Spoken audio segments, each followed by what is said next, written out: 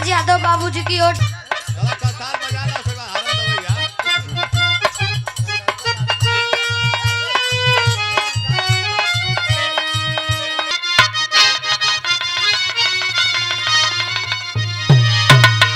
अरे टंगिए में टंगिया फंसवली नी हो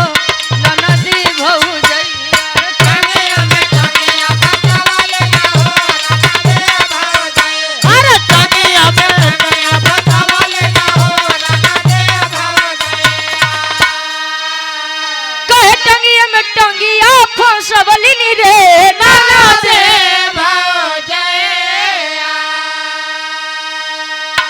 तो कहे ऊपर ऐसे डाल के ही लवली नी हो ननदी भौजैया ऊपर ऐसे डाल के लवली ना हो ननदी भौजैया ऊपर ऐसे डाल के लवली ना हो ननदी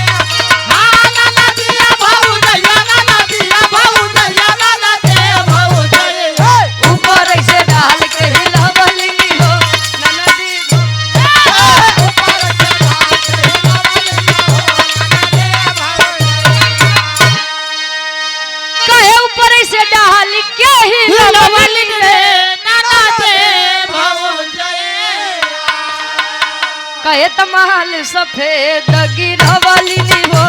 ननदी भौजैया रे माल सफेद गिरवली ना हो ननदी भौजैया माल सफेद गिरवली ना हो ननदी भौजैया ननदी भौजैया ननदी भौजैया माल सफेद गिरवली नी हो ननदी भौजैया माल सफेद गिरवली ना हो ननदी भौजैया ये हमारे गार्जियन जी के फरमाइश रही भोरारिया पहले काकी चाची लोग जब जाता पे बैठे गेहूं लेके जब गेहूं डाल के मुट्ठा पकड़ के घुमावे तब सफेद सफेद आटा गिरे चला देखिए छोट सा विराम रे गार्जियन जी क्या देश बा अहिराने गई के ऐतिहासिक गई से और कौन सुनबा का गाने से यार अच्छा ठीक बा कहे कि जब हम लोग कौड़ा तापे तो हमारे नाना हरे कहा कि प्रतापगढ़ वाले सारे बड़ा दुष्ट होते दरअसल प्रतापगढ़ वाले सारे ना दुष्ट होते हैं तोरे नाना सारे दुष्ट होते हैं चपान रहन कतो तोरे नाना हरे प्रतापगढ़ वाले से चपान रहे का हां लान पे रहन वैसे प्रतापगढ़ का 3 चीज बड़ा मशहूर बा बता दे का अरे नहीं यार तू इज्जत के जी ले हम जानी से यार फिर बोला तू यार ना जान नाना सारे देख हम गरियावत नहीं सारे का मतलब सब हां और अपने ननियौरे में राबो करत है हां मुझे कहत है नाना सारे बताए हां फिर तू बोला फिर महेश बोला तू कहे वो जमाना चला गया डब्लू गुरुजी हां वो जमाना चला गया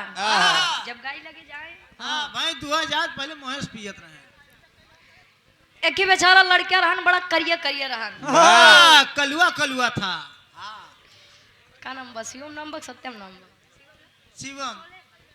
अच्छा शिवम तोरे लाए बात बताते हैं वाह दरअसल है तो नहीं भाई ना उससे ज्यादा तेरे हिम्मत नहीं बा हाय हाय हाय एक ही लड़का रहे बेचारा करिया करिया इतना करिया रहे नहीं पूछा हां सतावक 5 अब वो तो मान ला ठीक कहां देखे मैं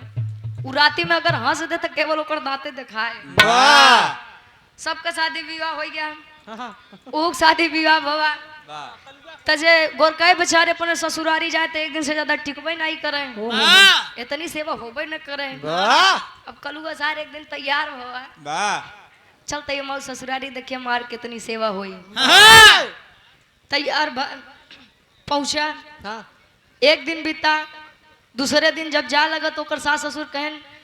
भैया तनी दिन और रुक जाता है तू रहा था तो बड़ा नीक लागत है वाह बहुत नीचे लागत है अच्छा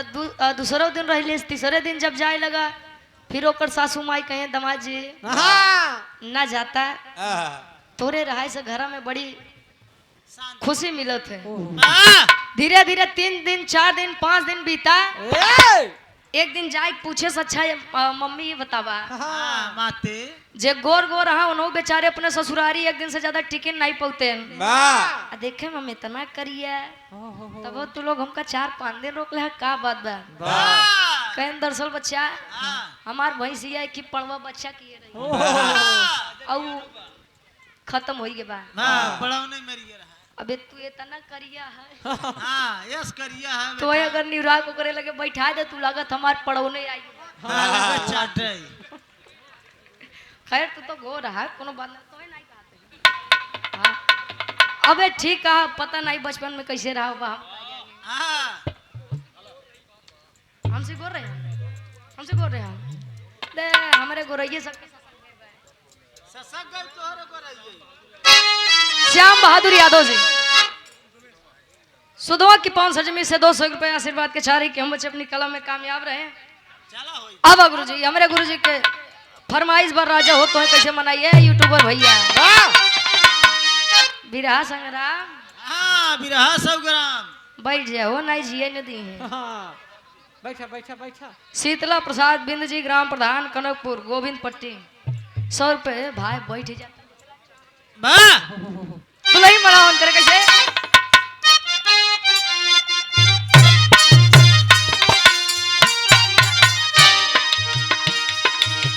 राजा हो तो है कैसे मनाई राजा हो तो है कैसे मनाई राजा हो तो है कैसे मनाई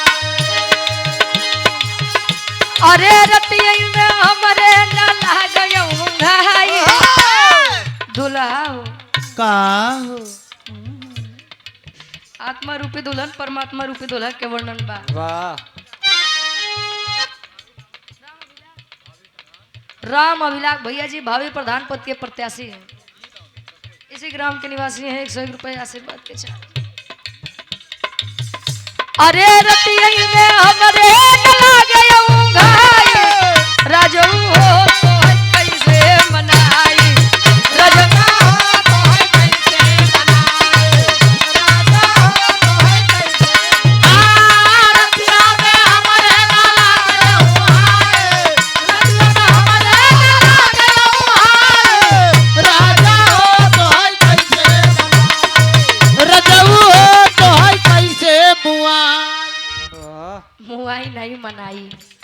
दुल्ही मनावन करत बा हां आज के दुल्ही नहीं पहले आन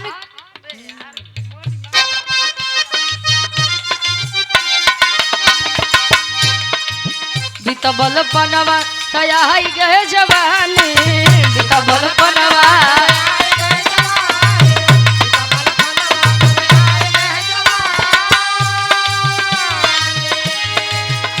अरे रही रही के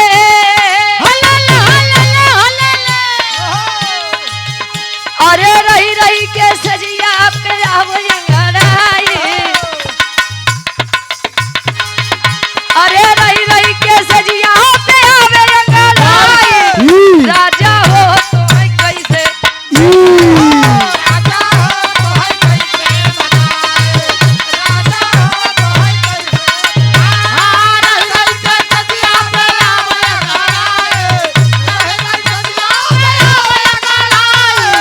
रजऊ हो तो है दारू पियाई दुल्हा हो तो है दारू दारू राधे श्याम भैया ये 100 रुपए देकर सम्मान किया हुए अंकित डीजे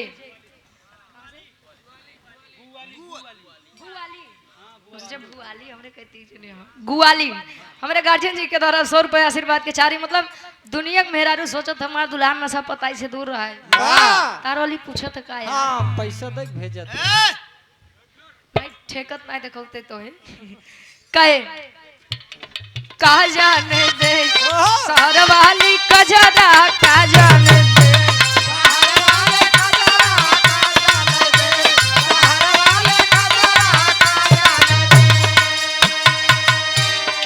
का जाने दे शहर वाली कजरा हां पहले के दुल्ही लंबा घूंघट करे काहे बदे जानत है उनकर दांत बड़े बड़े रहता हाय हाय तो देखे जाते रहे तोरे मम्मी कितना बड़ा रहा अरे पहले वाली अब तू आज के थोड़ी क्यों है यार कहे आन के बलमुआ के सेज पसुता है आन के बलमुआ सेज पे मुता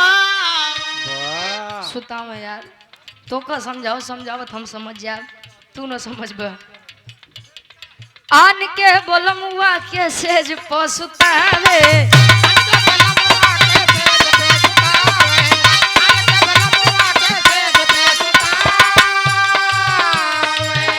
अरे अपने बलम के अरे अपने बलम के पिछा दी गोनरा अरे अपने बलम के पिछा दी गोनरा काजन दे शहर वाली कजरा काजन दे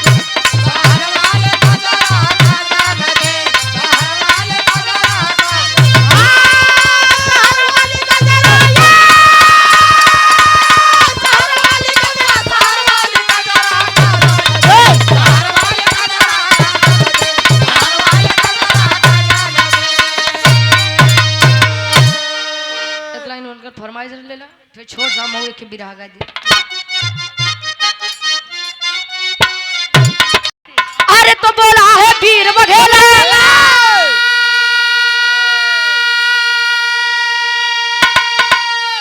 अरे तो बोला है वीर बघेला झंडा हिला के दे हट जाएगा समर से अरे हट जाएगा समर से पंजा मिला के दे हट जाएगा समर से अरे पंजा मिला के दे हट जाएगा समर से अरे पंजा मिला के दे हट जाएगा समर से कहे बोला है वीर बघेला झंडा हिला के देख हट जाएगा समर से तू पंजा मिला के देख दू चार ठे कुकुरल लाई के अगर दूरी से बड़का भौका के हम ही बड़का वीर है हाँ तो वीर नहीं है वीर सदैव सामने से वार करते हैं ना कि पीछे से वार करे अजय पीछे से वार करते हो हमरे बिरहा के कहानी के शुरुआत कभी यारे से लेते हैं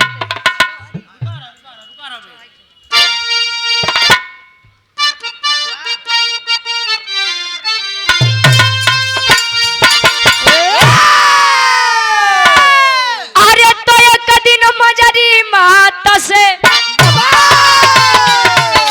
भोज किया के बोला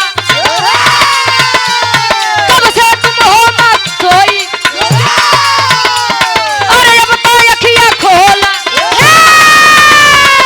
पिताजी मेरे सानी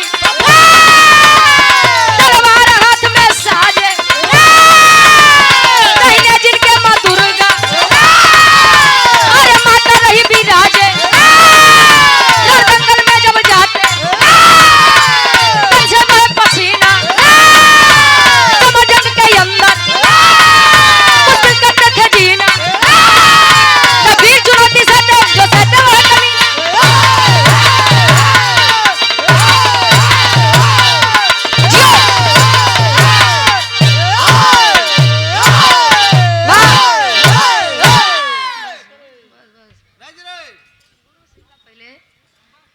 आदरणीय हृदय के गार्जियन जी अभय राज सिंह जी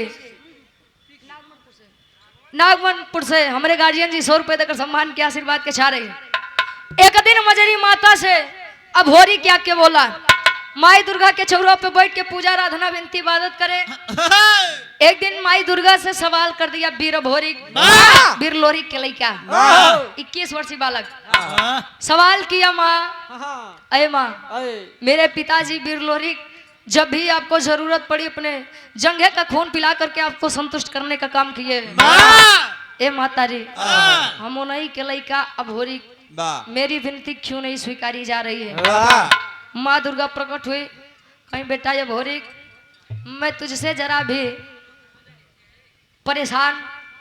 या तुझसे जरा भी नाराज नहीं हूँ। मेरी तो बस एक ही तकलीफ है। कौन तकलीफ? तुम्हारे पिता वीर लोरिक मेरे इतने बड़े भक्त थे जहां पर वीरताई की बातें आ जाए अच्छे अच्छे वीर उनके सामने नहीं टिकते थे। आप ही लोग कहते हैं कि जब ले पुरखा पुरनिया के तरन तार नहीं करा तब तक उनकर आत्मा या मृत्यु लोक में भटकत रहा थे। आज के समय तो बड़ा ही अजीब हो गया। गाय के अंदर लोग गौ माता देख लेते हैं, गौ माता है। कौवे के अंदर हमें हमारे पूर्वज दिख जाते हैं, लेकिन आज के समय में इंसान को इंसान के अंदर इंसानियत नहीं दिखती है। एक जने अगर रोड पे गिरा हाँ तो 13 जने खड़ा हाँ उठावे बदे नहीं, वीडियो बनवे खातिर सार गिरा कैसे अरे जवान। एक दिन जब इतनी बात सुना कहीं कि बेटा तेरे पिता बिरलोरी कभी पिंडदान नहीं हुआ है, आत्मा भी भटक रही है। आया मजरी जी के पास, जब सवाल किया तो माई मजरी एक बात बताओ मैं कौन बात बिरहा में एक लाइन गीत लगता।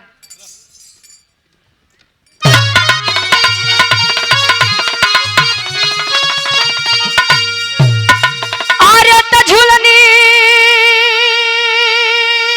पे उड़नी, अरे त झूलनी पे उड़नी, आई जहाजिया उड़ा दो, आई जहाजिया उड़ा दो, हमार पाइजे बड़ा जहीरा जला दो।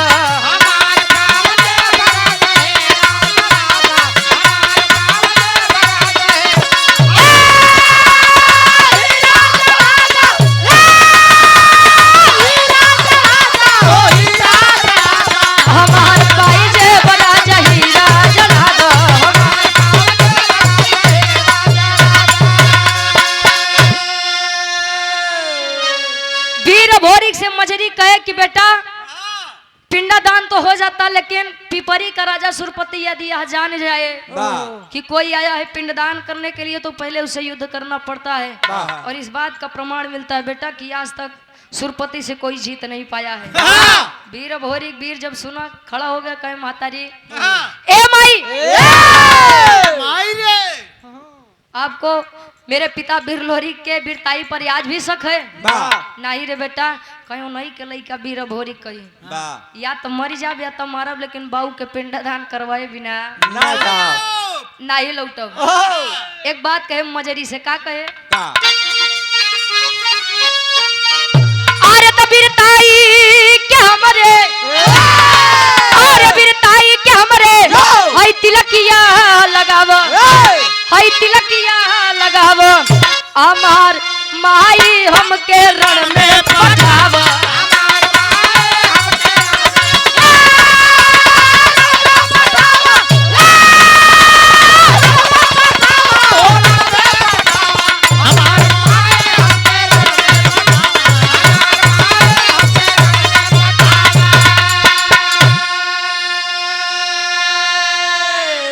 अरे तो बाढ़ल गुमान बाटे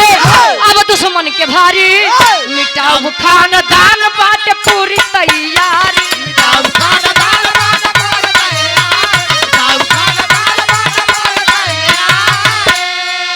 अरे तो ममता के प्रीतिया, अरे ममता के प्रीतिया तू मन में जगावा, हमार माई हमके रण में पठावा।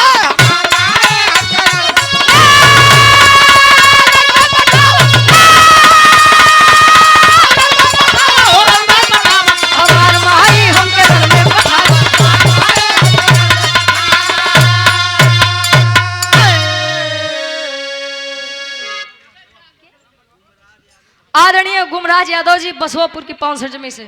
100 रुपए देकर सम्मान किया, आशीर्वाद के चाह रहे। कहे बाढ़ल गुमान बटे दुश्मन के भारी, माई रे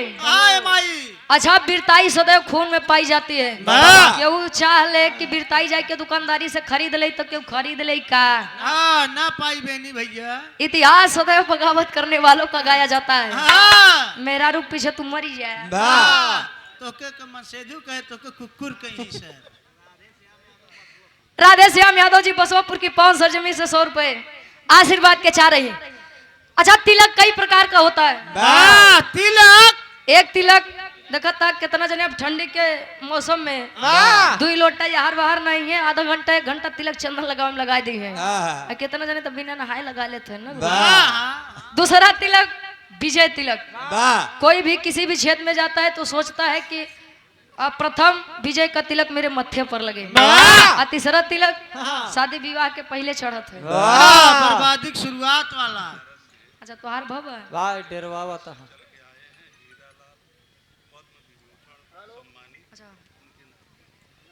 बनारस की पावन धरती से आप आए हैं हृदय के हमारे गार्जियन जी। वाह बिरहा जगत के बहुत ही अच्छे कलाकार हमारे गुरु हमारे आराध्य हीरालाल गुरु जी। वाह आप उनके नाते हैं भैया। दीपक यादव हमारे बड़े भैया बनारस की धरती से चलकर आए हुए हैं सुंदरमाला। आहा और आप उनके दूसरे नाते हैं गुड्डू यादव जी। वाह सुंदरमाला पद्म विभूषण से सम्मानित है हमारे गुरुजी हीरा गुरुजी। वाह हमारे गुरुजी के द्वारा ये उनकर नाती है हमारे बड़का भैया है आए हाय हाय सुंदरमाला अंग वस्त्र और 500 रुपये देकर सम्मान किए। वाह और हमारे गुड्डू भैया भी बहुत सारा हमारे पुरस्कार आशीर्वाद के चारे कहदा बिल्कुल कोनो दिक्कत नहीं बा। ए भैया चल दिया हंस यदुवंश का शान चल दिया। वाह एक बात जान ला लड़कियां मिले तो लायक मिले नहीं तो मिलबे नहीं करे। हाँ हमारे गार्जियन जी सम्मानित कार्यक्रम के आयोजक साहब जिनके आशीर्वाद से यह कार्यक्रम मिला है। वाह हीरा यादव फौजी साहब और प्रधान पद के प्रत्याशी हैं। वाह वाह 500 रुपए देकर सम्मान किए आशीर्वाद के चाह रही वाह आदरणीय बड़े लाल यादव जी। वाह 100 रुपए चरणों में कोट कोट नमन है। ओए हाय हाय लड़का मिले तो लायक मिले नहीं तो मिलबे नहीं करे। भले 10 महीना बाद मिले। आज के जमाना है इतना अजीब हो बा मूर्ति के सामने 56 प्रकार के व्यंजन रखते हैं माई बाबू एक रोटी बड़े तरसत है। वाह लड़का दिखाओ बाबू माई ढेर झीले है। चलो वृद्धा आश्रम में चला है सारे जमाना। वाह एक वह वीर था वह बेटा था कि अपने पिता वीर लोरी के लिए चल दिया अपनी जान की बाजी लगाने। बनारस के धरती पर जब आया काशी घाट के किनारे एक पंडित से मुलाकात होत बा। और पंडित के नाम का पा कवि जी बताओ तो।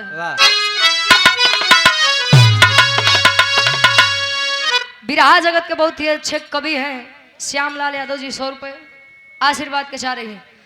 पहले के समय में शादी ब्याह हो तो गवना 3 साल 5 साल 7 साल 9 साल 11 साल 13 साल 15 साल 17 साल 19 साल 21 साल 23 साल 25 साल 27 साल आज आप नहीं करें ना। फिर भी लोगों में बर्दाश्त करने की क्षमता होती थी।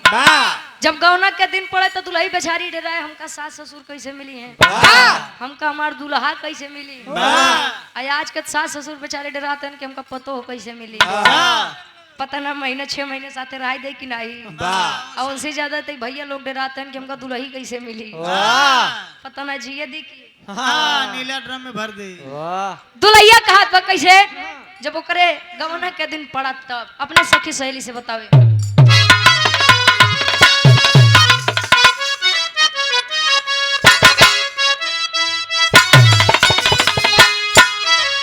अरे जब से गवनवा के दिनवा धराइल जब से गवनवा के दिनवा धराइल रतिया ननी दयावे देह पियराइल जब से गवनवा के दिनवा धराए रतिया ननी दयावे देह सियराए जब से गवनवा लेकिन 21 वर्षीय बालक करता है। अरे करे पिंडदान भोरे बनारस में आया शशिधर पंडा से बात लड़ाया। कर पिंडदान मोरे बनारस में आया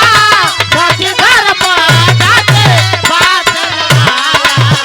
कर पिंडदान मुलाकात हुई पंडा का नाम शशिधर पंडा बताया गया। पंडा जब देखें एकदम सुबेरे सुबेरे वीर भोरी का पूछता हूँ बच्चा बच्चा कहाँ से आए हो इतनी सुबह सुबह। कहाँ से आए हो? कहें बाबा गढ़गौरा से आया हूँ मेरे पिता वीर लोरी मैं उनका बेटा अभोरिक हूँ। वीर लोरी का नाम सुने कहन वाह बेटा वाह बच्चा बाबू तार मुर्दा रहन बेटा तू कैसे पातर हो गए। क्या बात कहे बाबू तहार इतना बरियार वीर रहे ने कि आज तक अच्छा वीर उनके सामने नहीं टिका। का बात बा? कहे दुख की बात है बाबा, मेरे पिता वीर लोरी कभी संसार में नहीं है। ओहो, बड़ी दुख की बात है बेटा। जो शशिधर पंडा अभी बखान कर रहा है, आज जब इतनी बतिया सुना कि हमारे बाबू के पिंडा दान कराए, तब ले पीछे काट बा ए बच्चा अब तू चाहिए लोरी के बेटवा हुआ, चाहे बेनी को चाहे राजू के केहू के बेटवा हुआ, आप पिंडा दान नहीं करवाऊ। क्यों? कहीं जाए तो बेटा बेतार खाए खेले के उम्र बा, जा खेला और खा, हमका बीच में न परेशान करा। ना ना, मुझे पहले कारण बताइए तब बतावे शशिधर पंडा का।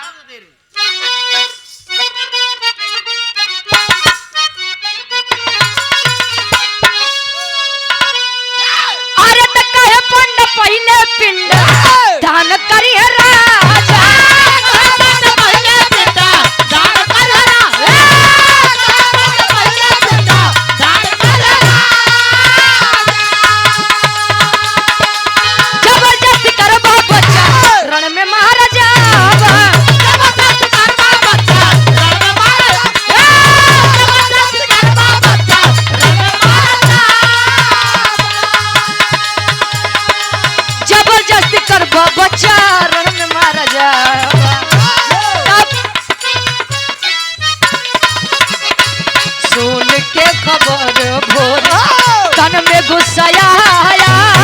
शशिधर पंडा से बात लड़ाया,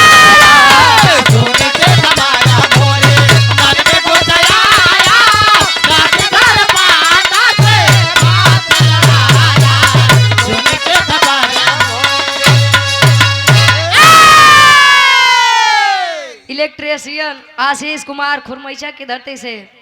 मेरे प्यारे अनुज कुमार 51 रुपए देकर सम्मान किया, आशीर्वाद के चारी कि हम बच्चे अपनी कला में कामयाब रहे। कहे कि चले जाओ, नहीं तो बेटो पिपरी के राजा सुरपति ना तुम्हें जिए दी ना हमें जिए दी। मतलब कहे अगर जान जाए बेटा कि तू पहले पिंडदान करे हम करवाए तो न तुहार सुनी ना हमार सीधे यार पार मारी डाई बेटवा, देखा हम अपने मेहरारू के इकलौता मरद है जाय दे कहन बाबा देखा तू धोखा करत है, गद्दारी निकाल के तलवार गर्दन पर रख दिया। पूछत बा पिंडदान करवोबा कि नहीं करवोबा, करवोबा कि नहीं करवोबा, करवोबे कि ना करवोबे बोल बोल। अरे बस बस वीर भोरी की आत्मा जात है। अच्छा अब शशिधर पंडा बेचारा खड़ा बा बैठ गया, अरे साला गजब फंसे, पिंडदान नहीं करो तई मार दे, अब पिंडदान करवा दे तो मार दे। वो पिपरी के राजा सुरपति ससुर जो सामने पड़ा पहले उसको देखा, बाद में देखा जीवक मरबा, पिंडदान करवा दिए। अब पिंडदान करवा दिए, यार दोनों जने बात विवाद करत हैं। अब मार शशिधर पंडा बेचारा डेरात बा, जा सारे कहाँ से मुसीबत लेके आए, ते तो मरबे करबे हम मरबे। वार खबर मिली पिपरी के राजा सुरपति के राजा बड़का राजा बनत है, बड़का वीर बनत है। काहे कहे कल के आवा लड़किया 21 वर्षीय बालक भोरी वीर लोरी के लड़का तोरे नियम के उल्लंघन करत बा, मतलब पिंडदान सुबह का करवा दिया। फौज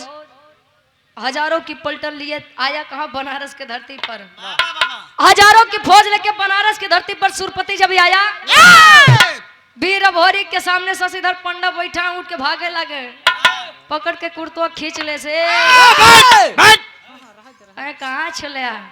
जब ले हमका कुछ न होई तब तक तो का कुछ न होई। कहता जा सर तू मरबा हम मरबा, करत हन का टेरी के भाव में कभी लिखत है।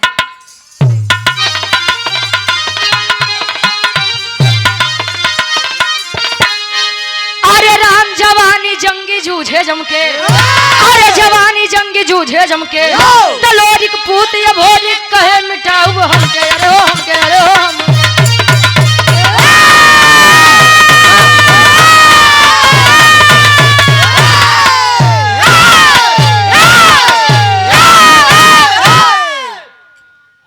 लोरिक पूत भोरी कहे मिटाऊ हमके, जवानी जंगी जूझे जमके। अब अब हार वो तो तनियात बा कि कितना मरी है, ज्यादा से ज्यादा 150 200 मरी है, बाकी आज तो इनका बिना मारे छोड़ो नहीं। एक तरफ हजारों की फौज लिया सुरपति और एक तरफ 21 वर्षीय बालक केवल अघोरी जोने समय तेगा तलवार चलावे सैकड़न वीर तो ऐसे धराशायी हो जाए हंस यदुवंश के साथ। अच्छा चलावे जब चलावे अच्छा यार मारत काटत काटत मारत मारत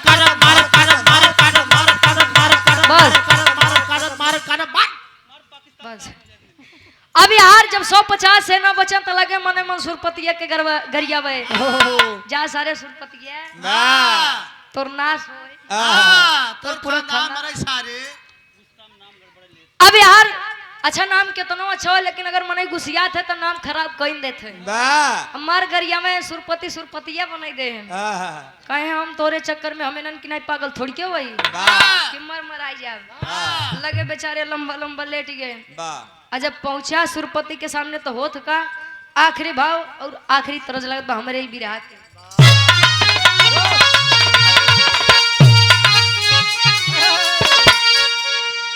अरे तसा सुमारे तनवा अरे सासुमारे तनवा आई नदिए मारे तनवा रे तनवा आई हो मारे कि तनवा आई हो मारे त हमरे भैया के सरवा रे तनवा आई हो मारे ला त हमरे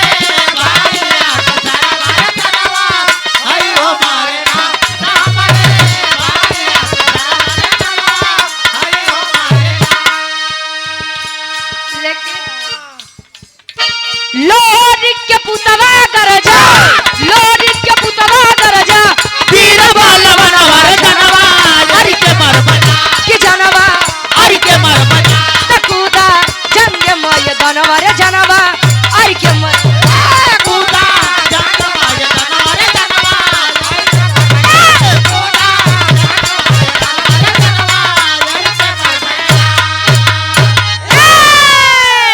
पहुंचा सुरपति के पास घोड़े पर सवार सुरपति पकड़ के कॉलर नीचे खींच लिया उतर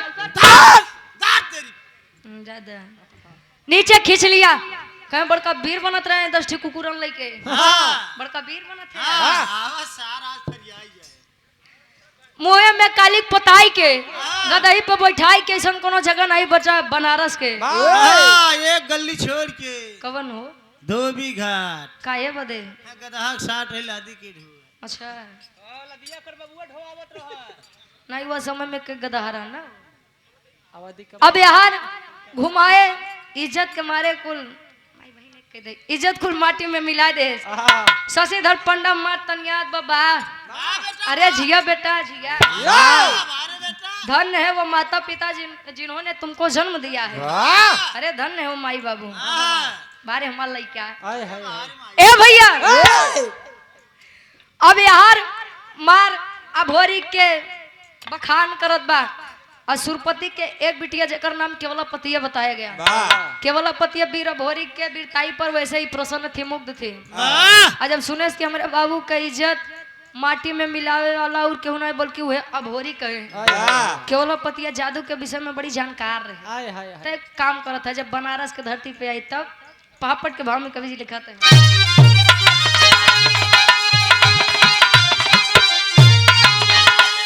अरे तयाई केवलापतिया बन हसीना जीना मुश्किल बा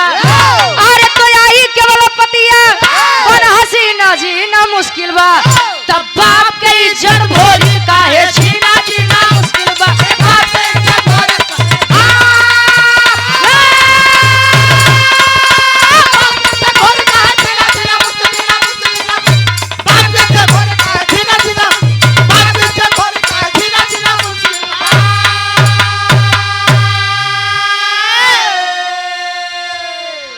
जादू चलाई दिहली सुगना बनाई हो पिजरा में कैद कई के पिपरी लेके आई हो अरे कहे कुंवारी जी अब नहीं तारा बिना जीना मुश्किल बा तब बाप के इज्जत भोरी काहे अब छीना जीना मुश्किल बा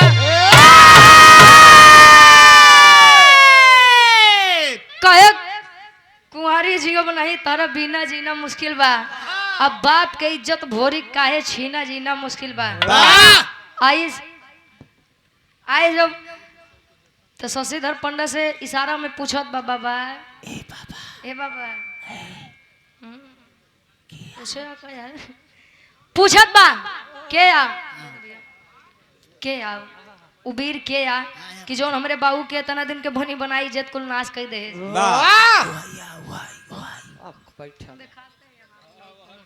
इशारा करते हैं हुए यार वो लड़का आई 21 वर्षीय बालक भोरी जोन तेरे बाबू के इज्जत कुल नाश कर दे अपने जादू से वीर भोरी के सुगना बनाई के पिंजरा में कैद कई के चल रजऊ पिपरी के राज जब लेकर आई अच्छा दिन में तो वीर भोरी के सुगना बना रहा दे लेकिन जब रात होए तब वीर भोरी के उनकर हुए वाला तन दे दे यानी पुरुष तन किस लिए जबरदस्ती प्रेम करना चाहिए लेकिन बाहर मान और मर्यादा कहीं है लड़की लड़की थू तेरे इस प्यार पे थू हट बोले दे कहे मैं तुझसे इस प्रकार प्रेम कर लूं ये मेरे शान के खिलाफ है हट जाओ लड़के कहे जा दुनिया तरसत बा तोहे मिलत बा तो तोहे अटकत बा धीरे धीरे समय बीतत बा आखिर माई मजरी के अपने लड़का के चिंता सतावत बा करत है का आल्हा के भाव में कवि जी प्रमाण देते कमलेश यादव जी मैनेजर साहब 250 हमरे खातिर 250 उनके खातिर बैठे बैठे लहा रे शेर अरे तू रहा दे राज आ रे जा संतोष भैया हमरे इनकर फरमाइश बा जानू हो जाड़ा गाय दी तो करे बात सुनाई देते आशीर्वाद के चारे के मछली अपनी कला में कामयाब रहे करत ही काम मजरी माई आल्हा के भाव में कवि जी प्रमाण देते हैं अब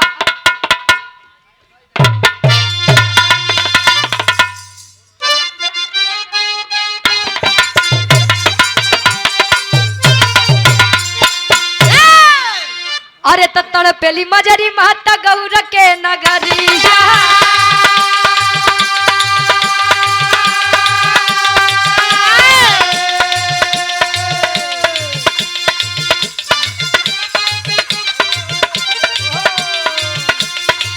देवराई चंद्राई के दी होलिन पठा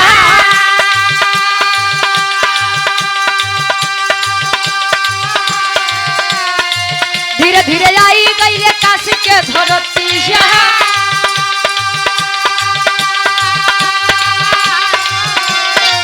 धीरे धीरे आई गई रे काशी के धरतिया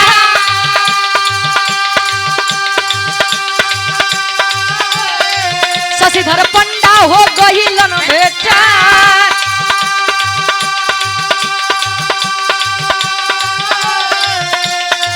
लगले बतावे पंडा पूरी तब खबरिया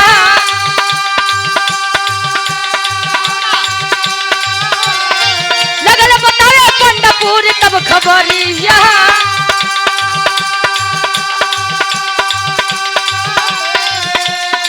केवल पति सुगना देह से भोरी के बना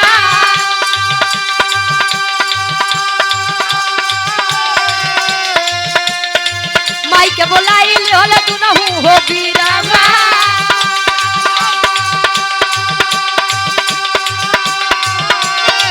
जमनी के बोलाई ले तू न हो बीरावा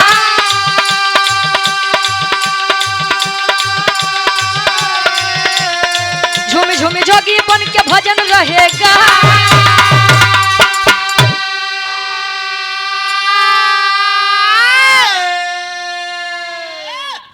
काथन माई के जिगरा गाई के पुतो के जिगरा कसाई के बात बाबू जियरा साड़े के आज बड़ा बढ़िया उदाहरण सुबेरे सुबेरे दिए हैं हाँ हम जानी गए आज से मानी गए हाँ ए भैया माई मजरी गड़गौरा के दुई वीर देवराई और चनराई बताया गया। हाँ। भेजता ही कि जा अपने भाई अब होरी के पता लगाई क्या बा। आए बनारस के धरती पर मुलाकात हुई। शशिधर पंडा से पूछ रहे हैं कौन है क्या गड़गौरा के कोई वीर यहाँ पर आए थे? कहे हाँ बेटा बहुत बढ़िया वीर रहे, बड़ा बरियार वीर रहे, सालों से फैली दहशत को एक दिन में समाप्त कर दिया। कहे है कहाँ? कहे पिपरी के राजा सुरपति के बेटिया केवल पतिया के सुगना बनाई के अपने पिपरी राज ले के गबा जाई के अपने राजा के छोड़ाई के आवा नहीं तो कभो नहीं मिली है। जमुनी माँ को बुला करके भजन गावत पहुंचो तन कहा पिपरी के राज दरबार में केवल पतिया कहे हमार राजा ये हमार सैया अब चला ये हमार का हुआ हो तो को कैसे पता तार शादी भी आना है बाबा। ए भैया